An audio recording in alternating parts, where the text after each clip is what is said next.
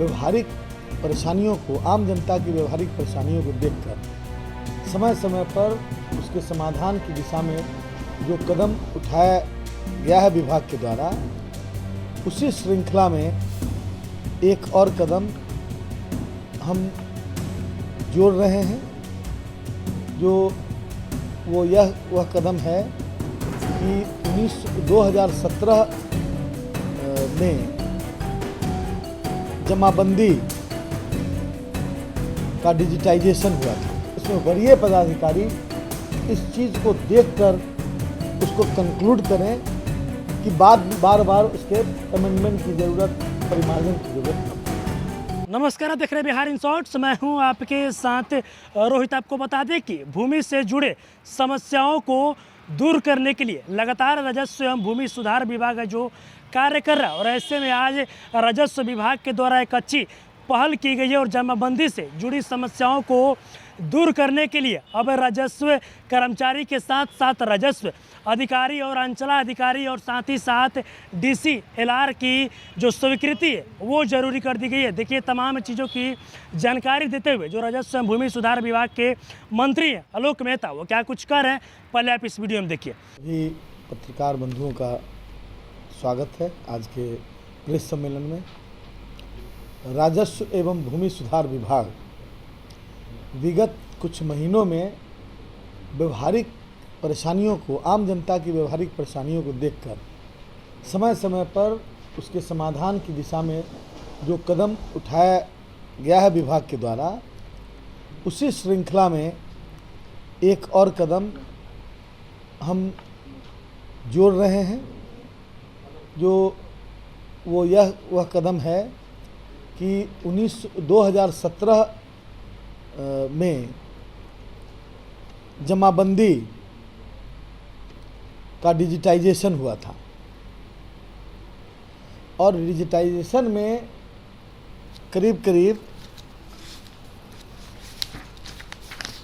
Digitisation के क्रम में बहुत सारी गलतियां हो गई थी। डिजिटाइजेशन के क्रम में बहुत सारे डिजिटाइजेशन छूट गए थे। लगभग 9.65 लाख डिजिटाइजेशन, माने जो जमाबंदी है उसका नहीं हो पाया था डिजिटाइजेशन। और विगत दिनों में परिमार्जन के माध्यम से उन चीज़ों को जब ठीक किया जा रहा था तो कई तरह की शिकायतें मिल रही थी। तो जनता से और जनता के दरबार में जाकर और विभिन्न माध्यम से जनप्रतिनिधियों से कंसल्ट करके और विधानसभा के जो प्रश्न आते हैं उनके माध्यम से सारी चीज़ों का ऑब्जर्वेशन करने के बाद विभाग में हम लोगों ने यह निर्णय लिया कि यह जो परिमार्जन है उसमें और डिजिटाइजेशन के क्रम में कई तरह की गड़बड़ी जो आ रही है, उसके करेक्शन के लिए एक व्यवस्था बनाई जाए, ताकि उसमें वरीय पदाधिकारी इस चीज़ को देखकर उसको कंक्लूड करें कि बार बार उसके अमेंडमेंट की ज़रूरत, परिमार्जन की ज़रूरत न पड़े। और उस जनता की समस्याओं के उस पहलू को लेकर गलत फ़ायदे भी उठाए जा रहे थे।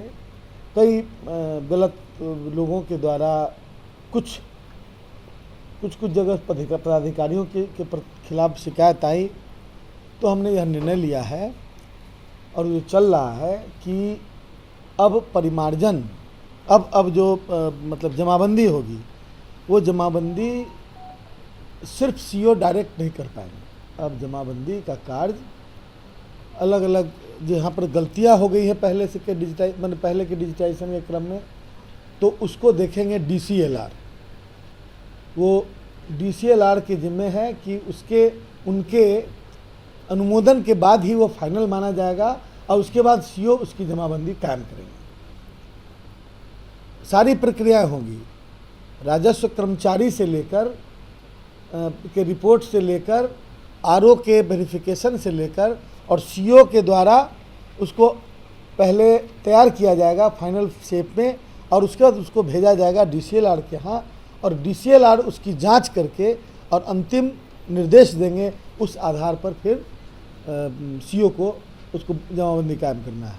और जो नई जमाबंदी है जो हुई ही नहीं, उस जमाबंदी की जिम्मेवारी, उसके वेरिफिकेशन, उसके मतलब जांच की जिम्मेवारी हम लोग मतलब एडीएम एडिशनल कलेक्टर को दे रहे हैं।